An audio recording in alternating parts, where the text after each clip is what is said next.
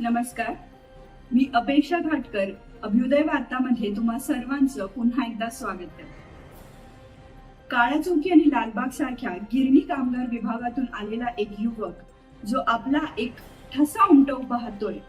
सामाजिक आणि राजकीय क्षेत्रामध्ये काहीतरी वेगळं करण्याची जिद्द बाळगून तो आपल्या इथे काही कामं करतोय. जेव्हा सर्वत्र करोना पसरलेला होता तेव्हा त्यांनी स्वतः पुढाकार घेऊन धान्य वाटप किंवा सॅनिटायझर किंवा मास्क वाटप आणि इतकंच नव्हे तर ज्यांना गरजूंना आर्थिक मदत सुद्धा त्यांनी पुढे येऊन केलेली आहे. संसदरत्न खासदार सुप्रियाताई सुळे यांच्या सहकार्यांपैकी एक असा हिरा आणि जो सचिव आहे राष्ट्रवादी युवक काँग्रेस मुंबई प्रदेशाचा प्रतीक बबन नांदगावकर यांचे अभ्युदय वार्ताच्या स्टुडिओमध्ये हार्दिक स्वागत. नमस्कार. नमस्कार, मी प्रतीक बबन नांदगावकर. आज अभ्युदय वार्ताच्या या स्टुडिओमध्ये मला आमंत्रित केल्याबद्दल अभ्युदय वार्ताच्या साऱ्या टीमचे मनपूर्वक आभार. अभ्युदय वार्तामध्ये तुमचे स्वागत आहे. आणि पहिल्या प्रथम मला एक प्रश्न विचारावासा वाटतोय की सामाजिक क्षेत्रामध्ये तुमचं योगदान कसं आहे आणि सामाजिक क्षेत्रातून तुम्ही राजकीय क्षेत्रामध्ये कसे वळलात? मुळात याची सुरुवात मी जेव्हा कॉलेजमध्ये होतो किंवा कॉलेजच्या नंतरचा माझ्या अभ्यासक्रमामधून माझी या सामाजिक क्षेत्रामध्ये म्हणजे मी एक उडी घेतली असं म्हणता येईल. मी विज्ञान शाखेच्या रसायन शास्त्रामधून मी पदवीधर झालो. तर त्याच्यानंतर मी UPSC म्हणजे युनियन पब्लिक सर्व्हिस कमिशनची परीक्षा देण्याचं ध्येय उराशी बाळगले. मग तो अभ्यास करताना तर मुळात मी तुम्हाला सांगतो UPSCचा अभ्यास करताना जो अभ्यास करणारा जो विद्यार्थी असतो त्याचा कल्चर टू ऍग्रिकल्चर भारत देशातल्या या सगळ्यांशी संबंध येतो. तर त्यामुळे जी सामाजिक जी बांधिलकी आहे ती त्या अभ्यासक्रमातूनच UPSCच्या स्टुडंटला मिळते. तर माझं असं एक ठाम मत आहे की सामाजिक क्षेत्रातून राजकीय क्षेत्रामध्ये फक्त एक पावलाचं अंतर असतं आणि ते एक पावलाचं अंतर माझ्या गेल्या 3-4 वर्षातून मी क्रॉस करून आता राजकीय क्षेत्रामध्ये मी उडी मारलेली आहे आणि हळूहळू त्यामध्ये मी आपलं जसं जसं माझा बेस्ट देण्याचा प्रयत्न करता येईल तसं मी करतो. बरोबर. आणि या राजकीय क्षेत्रात किंवा 1 वर्ष तुम्हाला राजकीय क्षेत्रात येऊन झाली आहे, 1 वर्षापेक्षा जास्त. तर यामध्ये तुम्हाला काय वाटतं की एक महत्वाची अशी किंवा टर्न ओव्हर असं काय होतं की ज्याच्यामुळे लोक तुम्हाला ओळखू लागली किंवा तुम्हाला असं टर्निंग पॉइंट काय वाटतो यामध्ये सगळ्यामध्ये? म्हणजे माझ्या आयुष्यातला टर्निंग पॉइंट तो समजतो म्हणजे लोकसभा इलेक्शन जी झाली आता 2019ची त्या 2019च्या लोकसभा इलेक्शन मध्ये मी खासदार सुप्रियाताई सुळे यांचा पॉलिटिकल असिस्टंट म्हणून मी जॉईन झालो. तर एक साधारण 14 मार्च पासून आमचा लोकसभेचा प्रचार चालू झाला ते 27 एप्रिल 2019 पर्यंत. तर ह्या 50 दिवसांमध्ये मी ताईंबरोबर 24/7 होतो. म्हणजे कुठे ताई काय बोलतायत काय नाही बोलतायत त्याचं ड्राफ्टिंग मी करायचो जेणेकरून कुठल्या पत्रकाराने कधी विपर्यास केला नाही की ताई काय म्हणाले काय नाही म्हणाले. इतर साऱ्या देशभरातल्या पत्रकारांबरोबर फोनच्या माध्यमातून जुळला गेलेलो ते काय बोलतायत किंवा त्यांचे काय अपडेट्स आहेत ते ऑनरेबल ताईंना सांगायची माझी ड्युटी होती. तर त्या 50 दिवसाच्या काळामध्ये मी खासदार सुप्रियाताई सुळेंकडून इतकं काही शिकलो. तो माझ्या आयुष्यातला टर्निंग पॉइंट आहे असा आणि तोच राहणार असं मी समजतो. लहानपणापासून तुम्ही काळा चौकीमध्ये वाढलात तर तुम्हाला काय वाटतं की काळा चौकी सारख्या आणि लालबाग सारख्या विभागातून तुम्हाला काय असं घेऊन तुम्ही पुढे आलात आणि काय असं काय होतं की जी तुम्हाला जिद्द देईल अशी काहीतरी गोष्ट? माझा जन्मच इथला काळा चौकीतला त्याच्यामुळे काळा चौकीतला एक 5 वर्षाच्या मुलापासून ते 80 वर्षाच्या म्हाताऱ्या आजोबांपर्यंत काय काय विचार करतात लोक हे मला एक लहानपणापासूनच बाळकडून मिळालेलं. मला तर असं वेगळा विचार करावा लागत नाही लोकांशी बोलताना इंटरॅक्ट होताना. म्हणजे एक लहान खेळणारा मुलगा मैदानातला असू दे किंवा आपल्या ज्येष्ठ नागरिक सेवा संघामध्ये बसलेले माझे जे आजोबा असतील त्यांच्याशी बोलताना असं मला काही वेगळं हे करता येत प्रिटेंड करता होत नाही. कारण मी जेव्हा इंटरॅक्शन करतो त्यांना काय बोलायचं हे त्यांच्या हावभावावरूनच माझ्या लक्षात आलेलं असतं. हा माझा प्लस पॉईंट आहे. काळा चौकी लालबाग मध्येच माझा जन्म आणि बॉर्न अँड बॉटम झाल्यामुळे. बरोबर. आणि क्रीडा किंवा सांस्कृतिक संस्था या एखाद्या म्हणजे एखाद्या पक्षाच्या अधिपत्याखाली असतात. तर तशा वेळी तुम्ही त्या सगळ्या स्पर्धा आणि हे जेव्हा आयोजन करता तेव्हा तुम्ही ते त्याचा एक समतोल कसा बाळगता या सगळ्याचा? मुळात खेळाडू हा खेळाडू असतो, हा कुठल्या पक्षाची जुळला गेलेला नसतो. त्याच्यामुळे म्हणजे माझं एक, मी आदरणीय सुप्रियाताई सुळेंकडून एकच शिकलो की विचार जरी वेगळे असले तरी माणूस हा शत्रू नसतो. म्हणजे मतभिन्नता जरूर पाहिजे, परंतु मनभिन्नता नको. त्यामुळे पक्ष हा कुठल्या पक्षाचा आहे, हा कुठल्या पक्षाचा आहे वगैरे हा विचार करत नाही. मी एक खेळाडू वृत्तीचा मुलगा आहे, तर माझे इतर सहकारी किंवा मी कुठल्याही मुलांबरोबर मी राहतोय ते सुद्धा खेळाडू आहेत आणि त्यांच्यामधल्या कला गुणांना वाव मिळालाच पाहिजे हे ध्येय मी पुराशी बाळगले आणि त्याच्यापासून हळूहळू वाटचाल करतोय. आता मी तुम्हाला एक उदाहरण देतो. काळा चौकी लालबाग विभागामध्ये क्रिकेट हा खूप प्रसिद्ध खेळ होता. म्हणजे इतर कबड्डी म्हणा, व्हॉलीबॉल म्हणा, फुटबॉल म्हणा, या खेळांना क्रिकेट या खेळासमोर दुय्यम स्थान होतं. त्याच्यामुळे क्रिकेट सोडून या खेळामध्ये रुची असणारे जे खेळाडू होते त्यांना कुठेतरी वाईट वाटायचं, कुठेतरी कमीपणा वाटायचं. यार आपल्याला जर प्लॅटफॉर्म मिळाला असता तर आपण हळूहळू आपण आज काळा चौकीतून तालुक्याला आपण कूच केली असती, त्याच्यानंतर जिल्ह्यात गेलो असतो, नंतर राज्यात गेलो असतो, नंतर म्हणजे देशासाठी पण आपण खेळलो असतो. तो एक साधा छोटासा प्लॅटफॉर्म त्यांना तयार करून देण्याची गरज होती आणि ती मला असं वाटतंय मला ते करायचं की मी आज यांना काळा चौकी लालबाग प्लॅटफॉर्म मी त्यांना ओपन करून दिला तर पुढे त्यांना दक्षिण मुंबईमधून ते खेळू शकतात, मुंबईमधून खेळू शकतात, महाराष्ट्रातून खेळू शकतात. आणि आजचा माझा काळा चौकीचा जो खेळाडू आहे तो देशासाठी पण एक दिवस खेळेल अशी मी प्रामाणिकपणे आशा बाळगतो. आता तुमच्या उद्याच्या फुटबॉल चषकाबद्दल काहीतरी सांगाल? आता फुटबॉल चषक हा काळा चौकी विभागामध्ये आज म्हणजे मी माझ्या जन्मापासून तर मी आजपर्यंत कधी बघितलेलाच नव्हता. ह्याच्या अगोदर पण मी इतर माझ्या ज्येष्ठ सहकाऱ्यांशी पण मी चर्चा केली, पण त्यांनी पण कधी फुटबॉलची स्पर्धा कधी काळा चौकीत झालेली. तर इतर खूप सारी मुलं आहेत ते फुटबॉलसाठी खूप म्हणजे वेड्यासारखं फुटबॉलवरती प्रेम करतात. तर त्यांनी कुठे येऊन त्यांनी माझी भेट घेतली, दादा आपण पण फुटबॉल साठी आम्हाला एक प्लॅटफॉर्म क्रिएट करून देवी जेणेकरून आमच्या मधले गुण पण आम्ही हे करू शकतो, म्हणजे त्याला सुद्धा वाव मिळेल. तर मी मला चांगली आयडिया.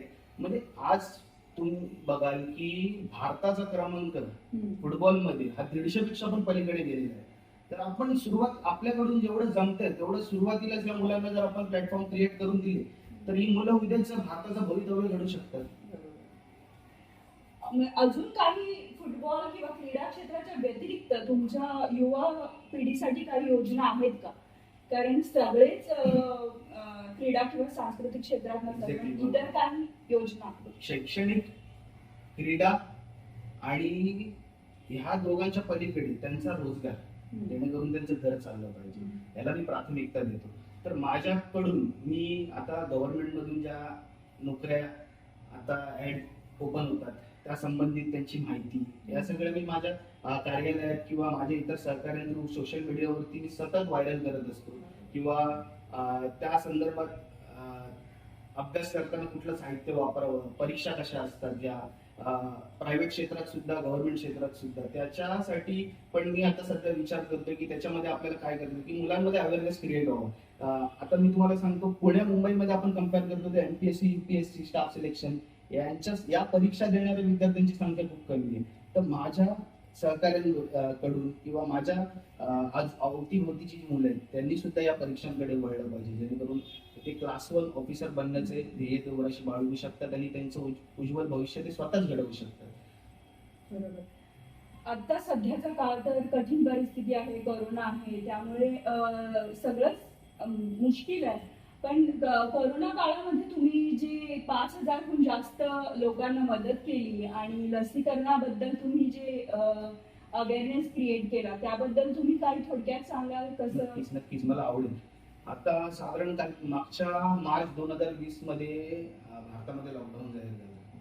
तर मी असंच म्हणजे एक छोटासा एक डिपोर घेतो संभाषणातून म्हटलं की मी आमच्या गच्चीवरती कॅरम खेळत बसलेलो, तर मला अचानक आमच्या मॅडमच्या ऑफिस मधून फोन आला की ताईंकडून फोन आला की आपल्याला कामाला लागायचं.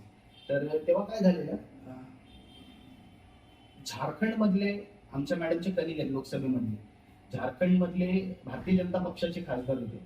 त्यांचा जो मतदारसंघ आहे तर तिथली भरपूर सारी लोक आपल्या इथे भायखळा, बँड्रा, कुर्ला, दहिसर, बोरिवली, कांदिवली इथे अडकून पडलेले, कारण रोजगारच नव्हता आणि त्यांच्याकडे जे पैसे होते त्यांचा हातावर चालणारं पोट असायचं. तर रोजचे 200-300 रुपये ते कमवायचे, ते संध्याकाळचे जेवणाला जायचे आणि उरलेले पैसे ते गावी पाठवायचे. तर त्या लोकांना रेशन पुरवण्याची जबाबदारी आदरणीय सुप्रियाताई सुळेंनी माझ्यावर दिलेली.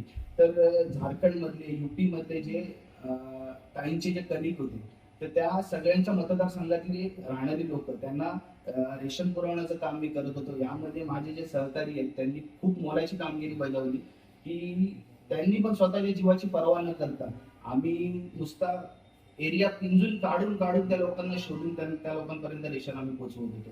तर तो आकडा साधारण 5,000 कुटुंबांपर्यंत आम्ही पोहोचलो. तर ही खूप म्हणजे मला तरी सॅटिस्फॅक्शन देणारी गोष्ट आहे.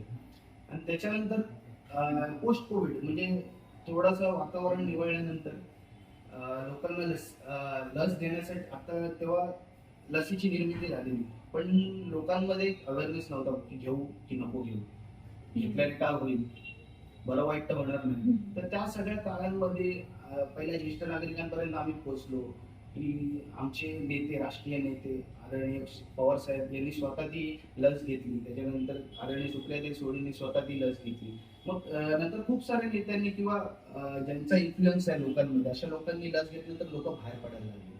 मग त्या लोकांना आम्ही घरातून घेऊन जाऊन जिथे लस देत होते सेंटर्स पर्यंत, तिथे आम्ही घेऊन जात होतो. आम्ही स्वतः बस अरेंज केलेली.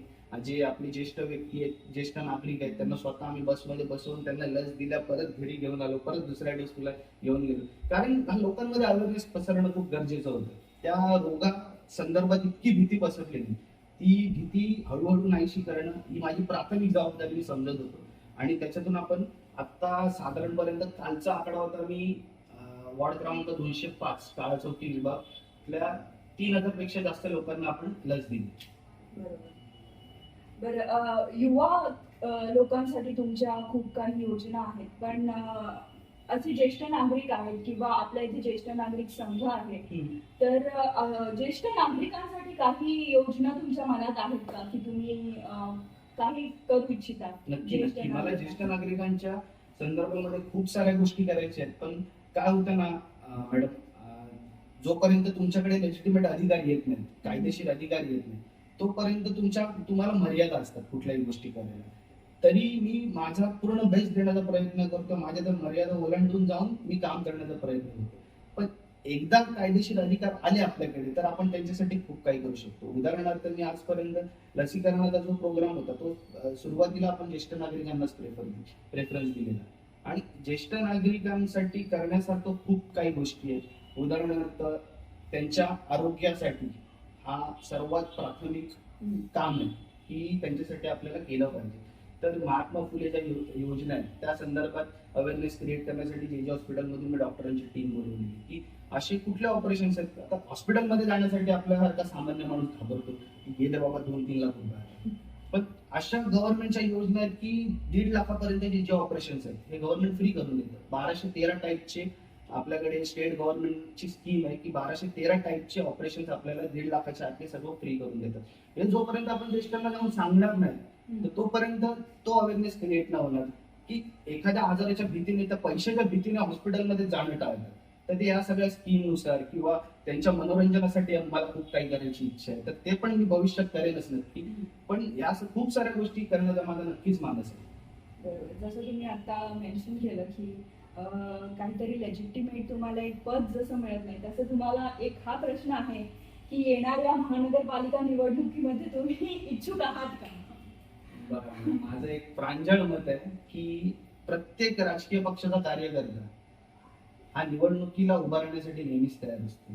तो वरून वरून किती नाही बोलला की नाही नाही माझी काही इच्छा नाही निवडणुकीला उभं राहायला, आपल्याला काय त्याच्यात रस नाही. पण मी माझं एक प्रामाणिक मत सांगतो, एखाद्या कुठल्याही राजकीय पक्षाचा कार्यकर्ता जर त्याला संधी दिली पक्षाने किंवा पक्ष नेतृत्वाने तर तो नक्कीच तयार असतो. त्याचप्रमाणे मी सुद्धा जर माझ्यावर पक्षाने विश्वास दाखवला, मला जर ती संधी दिली तर मी नक्कीच त्या संधीचा सोनं धरेन.